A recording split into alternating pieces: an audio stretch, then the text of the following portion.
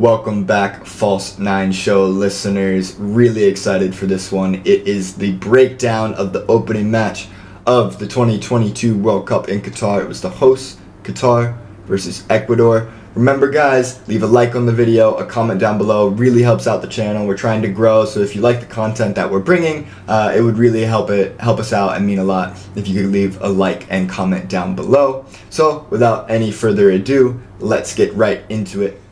So let's start off with the average player positions here. So it started as a 4-4-2 for Ecuador versus a 3-5-2 for Qatar.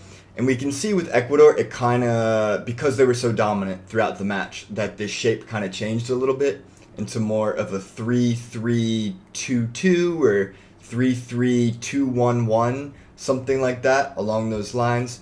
Basically, you had the two center backs shifting out a little bit wide, playing in the half spaces. This way they could distribute the ball a little bit better, push forward, cover. They could get a little bit higher in their press. So you can see they're probably pressing in a mid-block really well. Mendez was playing as the defensive midfielder, which was a little bit surprising. I actually expected it to be Caicedo, but Mendez was the one who was dropping a little bit deeper to almost join this back line at times with the center backs, while the fullbacks pushed forward and became more so of wing backs, and the wide midfielders shifted inside to play in this half space, kind of like Martin Odegaard or Kevin De Bruyne does, or Jack Grealish, like a little bit of a hybrid of an 8 or a wide player, somewhere in between those, and then Caicedo playing as this left-sided box-to-box. Of course, we had Ener Valencia as the poacher, the last man. He was trying to go and get those goals, be a force, wreak havoc in the box, while Estrada was working more as like a 10, a playmaker, a second striker to set things up for him. We can also see how these tactics manifested themselves with touches.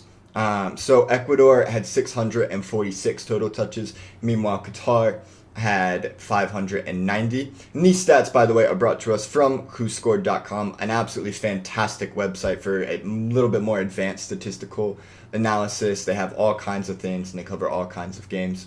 We have Ecuador here represented by the blue, and we have Qatar represented by the orange. You guys can't see my mouse, but I can kind of talk it out with you. So if you see on the right hand side of the screen, this means Qatar is moving from left to right and Ecuador moving from right to left. And on the right hand side of the screen, which would be the goal that the Qataris were attacking, there were barely any touches here. I mean, you can count on one hand, they had 2 touches inside the Ecuadorian box, and probably a dozen or so in total in the entire final third.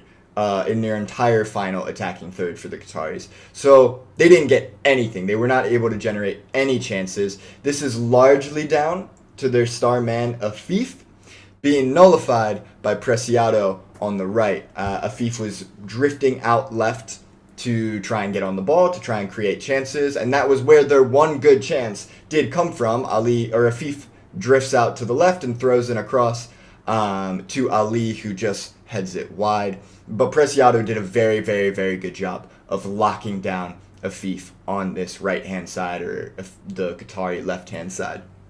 We can compare how poor Qatar was in terms of creation and the final third with Ecuador over here on the left-hand side of the screen. And we can see that they had more touches in the opposing penalty box than Qatar did in the entire final third. They were fantastic. They absolutely dominated. They kept a lot of play down in these dangerous areas, and they did really, really well. They got it into the central areas. You can see this concentration of dots centered around the Qatari penalty spot. That's a very dangerous area, very threatening area to have the ball in, and it's just nature that if you get the ball into that area a lot, you're going to get shots on goal, you're going to get goals, and that was what happened. Is they were able to get 2 goals. One of them coming from the penalty spot, yes, but they were able to get 2 goals by putting the ball into these dangerous areas. And even just despite all of their touches in the box, they had plenty of touches down on the wings and in the final third and even in the middle third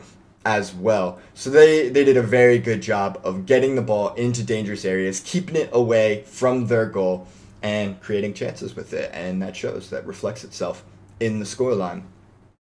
I wanted to touch on a few of the players who had the most touches for Ecuador. So we can see on the left we have the Qatari total touches by player, and on the right we have the Ecuadorian total touches by player.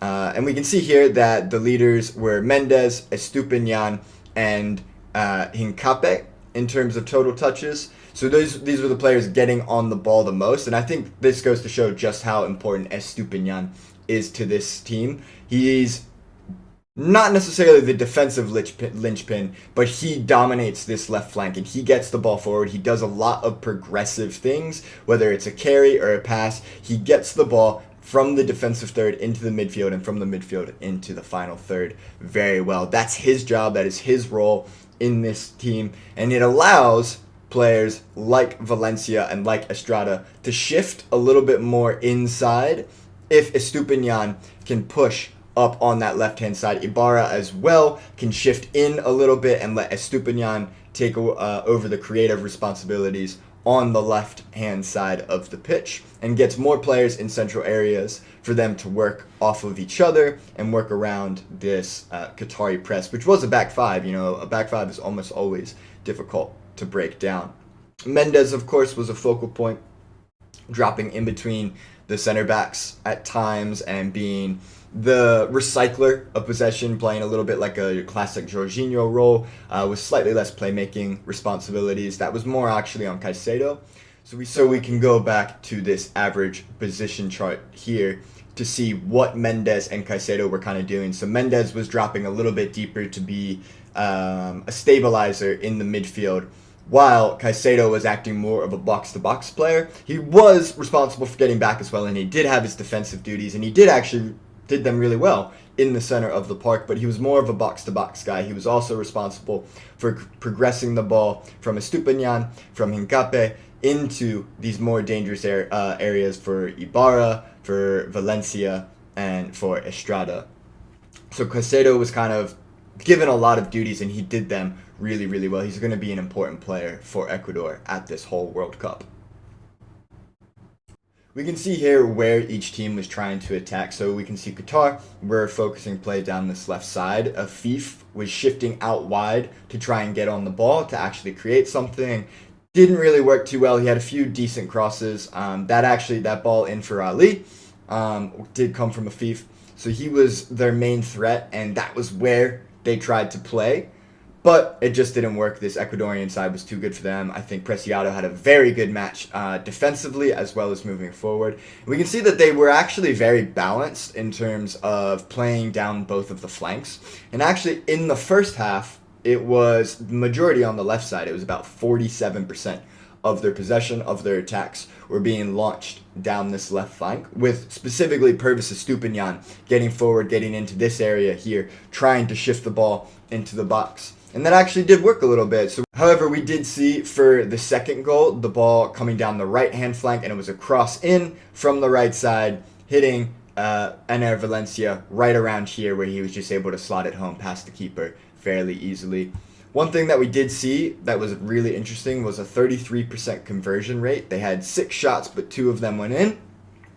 That's a lot. That's very high above the norm. That is, a lot would argue that this is unsustainable. So they're going to need to continue to create chances. 6 chances is probably not enough to get out of the groups with the talent that Senegal and the Netherlands have as well. So they're going to need to create a few more chances against the better opposition if they do want to get out of these groups. And if they want to advance any further than that, they're certainly going to need to create more chances.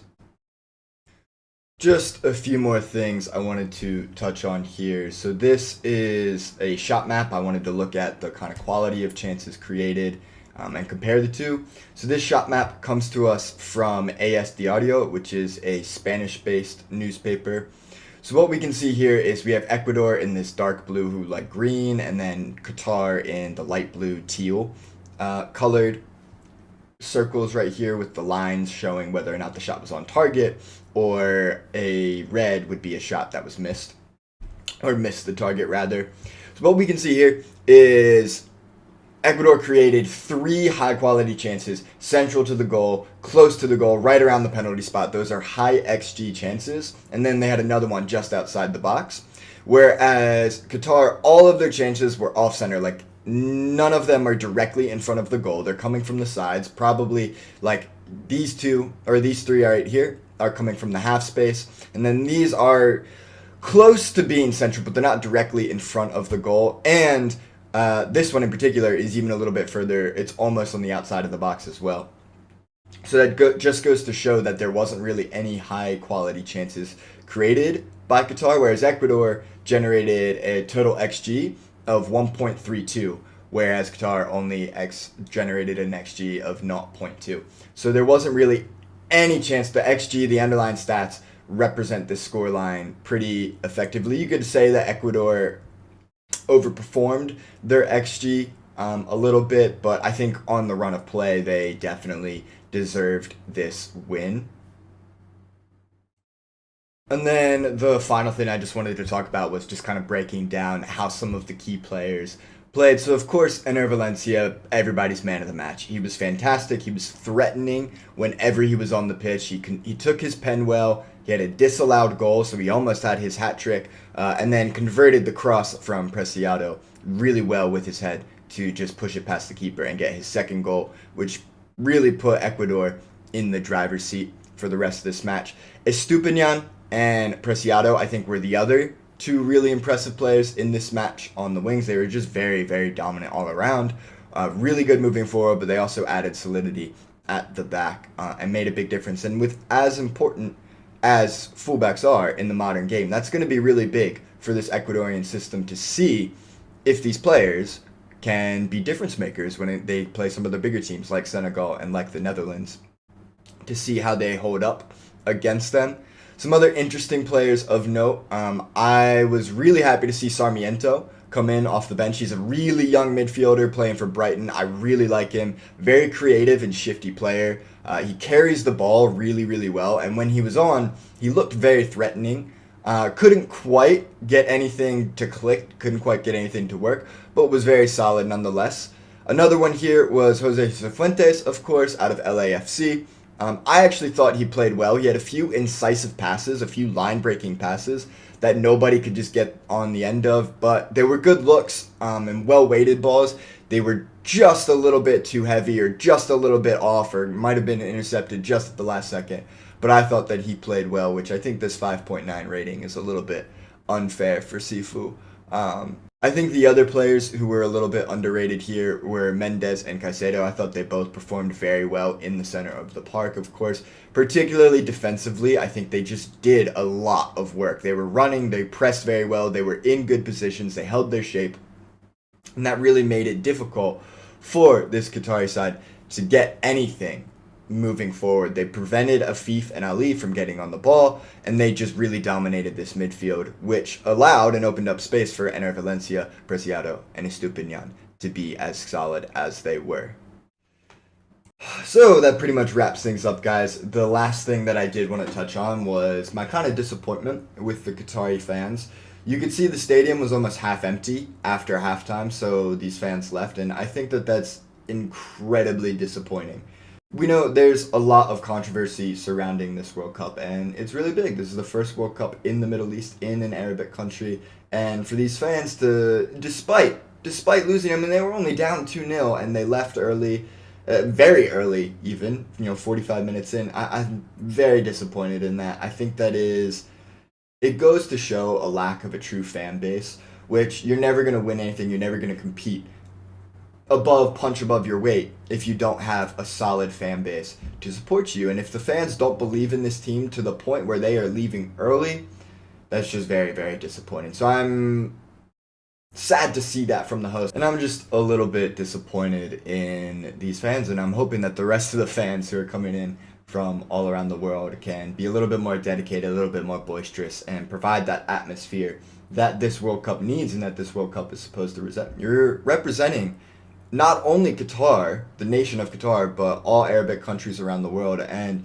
if you're going to be that sort of fan who just, fair weather or plastics, whatever you want to call them, it's very disappointing, and it reflects poorly on you and on the country as well. So all in all, guys, I just wanted to say thank you for listening. Thank you for your watch. It really means a lot. And if you enjoyed what you saw or have any tips, leave a comment down below. I think it was a good opening match for this World Cup. Kind of set the tone. It was somewhat entertaining at times. Ecuador represented themselves really well.